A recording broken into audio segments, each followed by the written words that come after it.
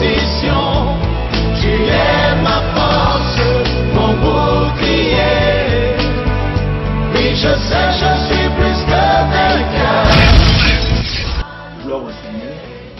Je vous salue, chers frères et sœurs, enfants de Dieu, vous qui avez l'occasion ainsi que l'opportunité que le Seigneur vous donne de saisir, de m'écouter en ce jour. Si c'est le soir, là où vous êtes, bonjour, bonsoir. Voilà, nous sommes là en train de carrément nous lancer dans une série des enseignements de réveil de la foi en action spécialement.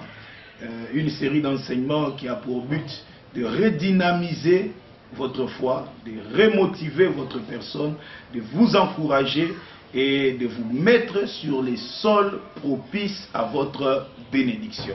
C'est-à-dire les sols propices à vivre et à faire l'expérience de la main de Dieu. Plusieurs fois nous avons écouté ou bien reçu des questions sur comment puis-je faire pour vivre la main de Dieu? Que faire pour me connecter à la grâce divine? Que faire pour faire l'objet d'une visitation divine? C'est un peu là la raison pour laquelle vous aurez une série d'enseignements. Nous vous demanderons très spécialement de nous suivre patiemment, calmement, successivement dans les séries des enseignements, et vous ne manquerez pas d'être édifiés. Et ce qui est sûr, c'est qu'à la finale, vous aurez un témoignage à nous donner. Que Dieu vous bénisse et suivez-nous dans la suite. Gloire au Seigneur. Voilà, bien-aimés, aujourd'hui nous allons commencer notre première leçon sur le pourquoi de la foi en action, carrément. Mais avant cela, nous allons prier le Seigneur afin qu'il nous bénisse alors que nous sommes en train d'écouter sa parole. Que l'atmosphère soit complètement contrôlée par le Saint-Esprit. Seigneur notre Dieu, nous te bénissons. Nous te recommandons ces moments, Père. Que ta puissance soit à l'œuvre alors que ce message est en train de sortir. Et que tous ceux qui de près ou de loin sont en train de nous écouter soient visités par toi et que personne ne reste le même après avoir écouté cet enseignement au nom de Jésus-Christ. Amen. Bien-aimés, nous introduisons avec le texte de Luc 18, du premier verset jusqu'au 8e verset. La Bible dit ceci: Jésus leur adressait une parabole pour montrer qu'il faut toujours prier et ne point se relâcher. Il dit, il y avait dans une ville un juge qui ne craignait point Dieu et qui n'avait d'égard pour personne. Il y avait aussi dans cette ville une veuve qui venait lui dire, fais-moi justice de ma partie adverse.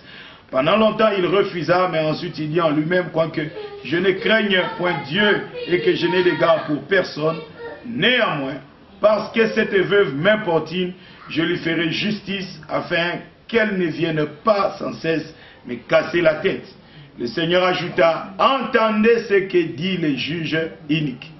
Et Dieu ne fera-t-il pas justice à ces élus qui crient à lui jour et nuit, et tardera-t-il à leur égard? Je vous l'ai dit, il leur fera promptement justice. Mais quand le Fils de l'homme viendra, trouvera-t-il la foi sur la terre? Bien aimé, je crois que de là où tu es, où tu vis, tu as déjà entendu dire certaines personnes, certainement, qui disent, entre guillemets, les réponses qui viennent de l'Éternel, notre Dieu, tardent. Alors que les réponses qui viennent de l'ennemi, le diable, ne tardent pas.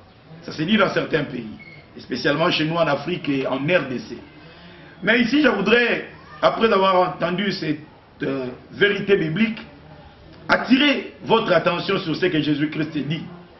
Il dit, est-ce que le Père tardera pour faire justice à ses élus qui crient à lui? Il dit, non, lui-même il répond. Il dit, je vous l'ai dit, il leur fera promptement justice. Promptement pour dire rapidement justice. Directement justice. Immédiatement justice. Ce qui voudrait dire, en matière de prière, en matière d'exaucement, Dieu ne fait pas partie des êtres qui tardent pour visiter son peuple. Dieu ne tarde pas pour visiter son peuple.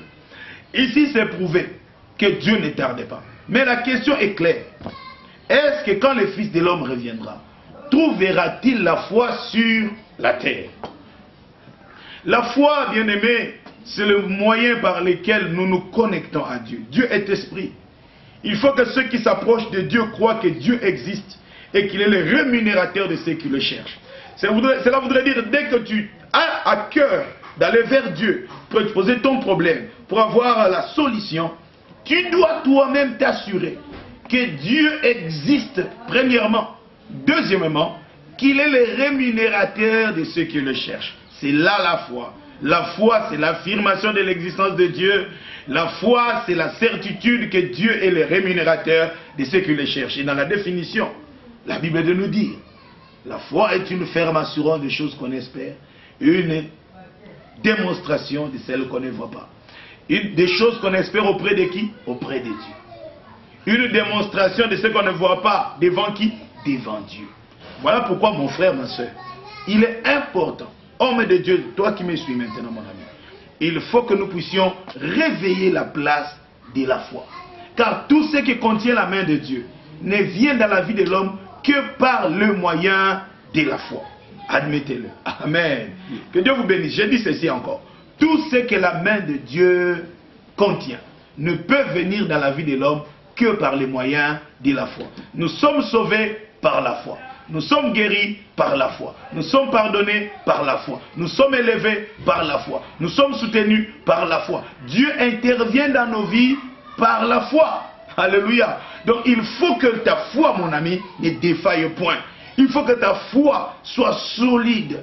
Il faut que ta fermeté en matière de foi soit visible maintenant. Alléluia. Voilà pourquoi Christ dit, quand il reviendra, trouvera-t-il la foi sur terre? C'est une préoccupation qui doit réellement attirer notre attention.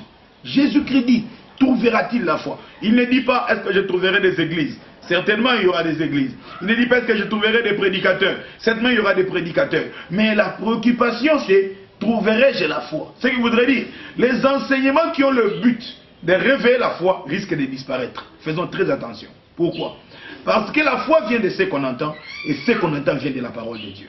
Mais aujourd'hui, il souffle des vents. Parce que l'humanité, l'Afrique, plus particulièrement le Congo, nous vivons des vents de temps en temps. Il y a eu ici au Congo des vents sur le message de la prospérité. Tout le monde parlait de la prospérité. Tout le monde prêchait la prospérité. Ce n'est pas mauvais. Mais à un moment donné, on est passé sur le message de l'onction. Tout le monde parlait de l'onction. Tout le monde parlait des manteaux. Tout le monde parlait du Saint-Esprit. Et maintenant, c'est encore un autre vent qu'on est en train de vivre, c'est le vent de la délivrance. Tout le monde est possédé. Tout le monde a des liens. Tout le monde a des sorciers, des démons sont partout. Ces genres d'enseignements sont en vogue. Et vous savez, aujourd'hui, vend les produits qui est recherché, tu auras beaucoup de clients. Donc maintenant que les gens savent qu'il y a une préoccupation sur les problèmes qui sont dans la ville, il faut parler des démons tout le temps, ça attire les gens. Bon, voilà, entre guillemets, beaucoup se sont donnés à enseigner des choses comme ça. Mais posons-nous la question de savoir, est-ce la nourriture convenable qu'il faut prêcher en ces temps? Car Jésus revient bientôt. Est-ce la nourriture convenable qu'il faut prêcher maintenant? Parce qu'il y a des droits et des devoirs. Alléluia. Il y a des droits et des devoirs dans les choses de Dieu. Il y a des devoirs que nous devons envers Dieu. Il y a des droits que nous avons auprès de notre Dieu. Mais faisons très attention. Parce que nous avons des loups infiltrés aujourd'hui qui enseignent n'importe quelle chose pour culpabiliser les enfants de Dieu. À l'exemple d'un prédicateur qui s'évertuerait toujours à dire, voilà les devoirs que vous avez auprès de Dieu. Vous devez venir toujours à l'église. Ok. Vous devez donner les dîmes. Ok. Les offrandes. Ok. Jeûner. Ok. Craindre Dieu. Ok. Vivre dans la sainteté. Ok. Ce sont des devoirs. Mais tous ces enfants de Dieu là ont aussi des droits. À ne pas oublier. Ils ont droit de la part de leur Dieu à la santé. Ils ont droit à la prospérité. Ils ont droit à l'élévation. Ils ont droit à avoir des enfants. Ce sont des droits. Mais lorsque quelqu'un se donne auprès de son Dieu, il ne se donne pas que pour les devoirs. Alors, révérend, ces gens-là ont droit aussi à des droits. Et comment entreront-ils dans leurs droits? C'est par les moyens de la foi. C'est par les moyens de la foi. Voilà le pourquoi de la foi. Nous sommes là comme des gardiens en train de prêcher la bonne nouvelle de Jésus qui donne la foi. La bonne nouvelle de Jésus qui dit à mon frère qui me suit, tout est possible à celui qui croit. Ton problème peut s'arrêter. La difficulté que tu vis aujourd'hui, ça peut finir. Ton problème de papier, ça peut finir. Dieu est capable de te donner, en ces temps-ci, si tu crois, des papiers plus vite que ceux-là qui sont arrivés avant toi dans les démarches. Dieu peut donner du travail. Dieu est capable. Dieu est capable de donner du travail alors que tout le monde a des problèmes. Dieu est un Dieu des exceptions. My God. Dieu est un Dieu des exceptions. Alors certaines choses sont difficiles pour les uns, ça devient facile pour les autres qui marchent avec Dieu. Dieu dit n'appelle pas conjuration, c'est que ces peuples appellent conjuration. Ce qui veut dire nous n'avons pas à avoir le même langage avec les gens de ce monde. Nous sommes dans le monde, mais nous ne sommes pas du monde. Alléluia. Nous vivons sous notre régime. Notre régime à nous, à Jésus-Christ, comme roi des rois, comme Seigneur des seigneurs. La Bible dit la femme portera ses désirs vers son mari. L'Église doit porter ses désirs vers son mari qui est Jésus-Christ. Et Jésus-Christ dit, il ne tardera pas pour répondre aux élus. Il leur fera justice promptement. Et moi je suis en train de croire que toi qui me suis, seulement parce que tu m'as suivi, si tu le crois, dis Amen, tu vis déjà là où tu es, la main de Dieu, tu vis la solution là où tu es, tu fais l'expérience d'une visitation divine, d'une vision même angélique, là où tu es, au nom de Jésus-Christ. Nous sommes dans les temps du soir. Il y a une défaillance de la vie chrétienne, il y a un vent de rétrogradation, il y a des infiltrés dans le corps de Christ, il y a le péché qui sévit dans l'église. Nous devons réveiller l'église. Voilà la raison pour laquelle vous avez intérêt à suivre la série de ces enseignements. Le pourquoi de la foi en action. Le pourquoi de la foi en action. Parce que le peuple de Dieu a faim. Le pourquoi de la foi en action. Parce que le peuple de Dieu est malade. Le pourquoi de la foi en action. Parce que le peuple de Dieu a soif de son Dieu. Le pourquoi de la foi en action. Parce que c'est le chemin qui nous amène dans la présence de Dieu. Le pourquoi de la foi en action. Parce que c'est le chemin qui nous mène à croire en Dieu. Le pourquoi de la foi en action. Parce que c'est le chemin qui nous permet de prendre ce qui se trouve entre les mains de Dieu. Le pourquoi de la foi en action. Parce que c'est le seul moyen que nous avons pour lui être agréable. Et sans cela, il est impossible que Dieu puisse nous visiter. Gloire au Seigneur. Je bénis le Seigneur parce que ce que contient la main de Dieu est disponible pour nous, ses enfants, par les moyens de la foi. Bien aimé, la Bible elle-même le prouve. De Genèse à Apocalypse, tous ceux qui ont cru ont vu la main de Dieu. Il y a des cas comme celui de Lazare, enterré, pourrissant même, 4 jours. Marthe n'avait pas tort de dire au Seigneur, Seigneur, il sent déjà. Parce que c'était vrai aussi.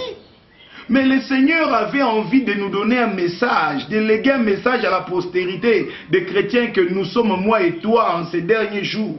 Il dit, Marthe, dans mes enseignements, ne t'ai-je pas dit que si tu crois, tu verras la gloire de Dieu. Ce qui veut dire la gloire de Dieu est disponible. La gloire de Dieu est accessible. La gloire de Dieu est possible au moyen de la foi. Il dit, si tu crois, un mort de 4 jours peut revenir à la vie. Et combien de choses n'avons-nous pas enterrées?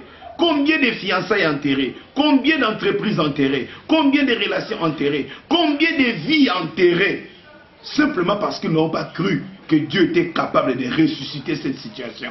C'est pas parce qu'on nous avait dit c'est trop tard. C'est parce que la logique nous avait dit il n'est pas possible de recommencer dans les affaires, dans ces domaines-là. N'espérez plus. La nature, les hommes nous ont dit n'espère pas. Mais la Bible, la parole de Dieu, nous dit de croire. Quand bien même la situation est désespérée, elle nous dit de croire. Le texte qui est là juste derrière nous, Acte 14, 8 à 10. Ce texte que nous avons mis dans notre logo. Pourquoi nous l'avons mis là? La Bible dit à Lystre, Paul pendant qu'il prêchait, il y avait un impotent qui les suivait, qui écoutait la prédication. Comme la foi vient de ce qu'on entend, l'impotent a extériorisé sa foi. Et Paul a vu cela.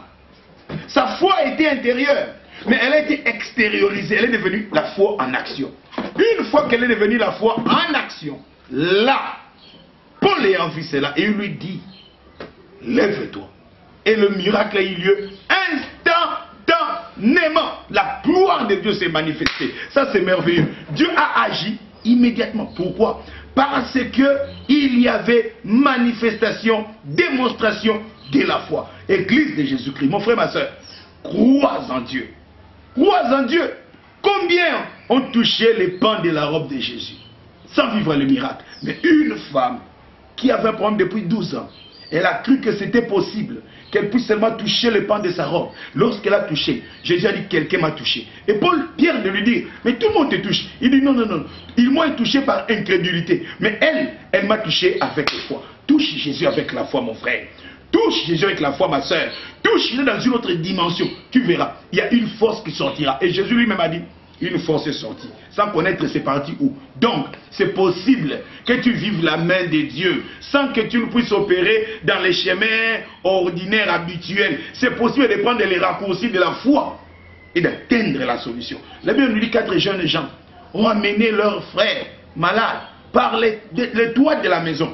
Ils ont ouvert la toiture.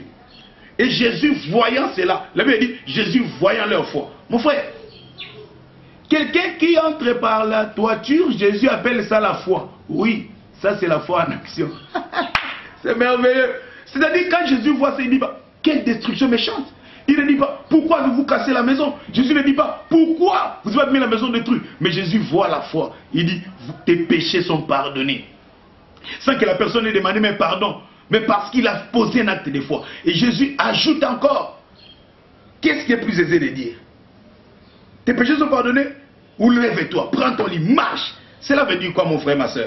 Cela veut dire, pendant que tu m'écoutes, si tu crois réellement que c'est possible, à l'instant où je te parle, je termine par une prière en ta faveur.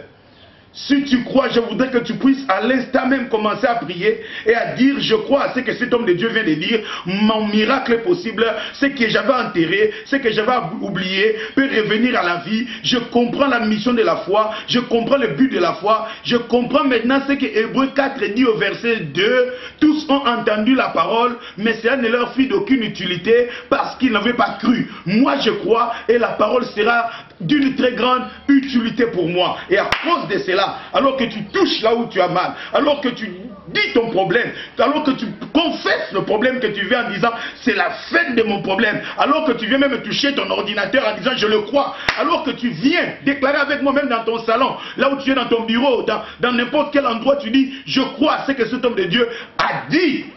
Ma foi s'est réveillée, ma foi est activée. J'entre désormais dans le groupe des hommes de foi en action. Je ne laisserai plus ma foi mourir, je ne laisserai plus les doutes m'enterrer. Je continuerai à croire, même si devant les hommes c'est trop tard. Je continuerai à croire, même si on me dit arrête-toi. Moi je continuerai à croire. Je voudrais que tu confesses, j'ai mon miracle. Dis encore j'ai mon miracle. Dis avec moi je suis guéri. Dis avec moi je suis béni. Dis avec moi je suis prospère. Je le crois au nom de Jésus. Alors que je clôture ce moment, je suis en train de croire, mon frère, ma soeur, que tu suivras la suite de ces enseignements parce que c'est merveilleux. Il y a des vérités que nous allons ouvrir ici. Il y a des principes que nous allons livrer à ta personne. Je sais que ton église ne sera plus comme c'était. Je sais que ton ministère ne sera plus comme c'est aujourd'hui. Quelque chose de grand est en train d'arriver, de glorieux. Je sais que ta maison ne sera plus dans l'état où elle est maintenant. Il y a quelque chose de glorieux qui est en train de venir. Je sais que ta destinée subit une visitation ici. Dans la suite de nos enseignements. Que mon Dieu vous bénisse, qu'il vous garde et qu'il soit avec vous prochainement dans la suite de nos enseignements. Que le Seigneur vous fasse du bien.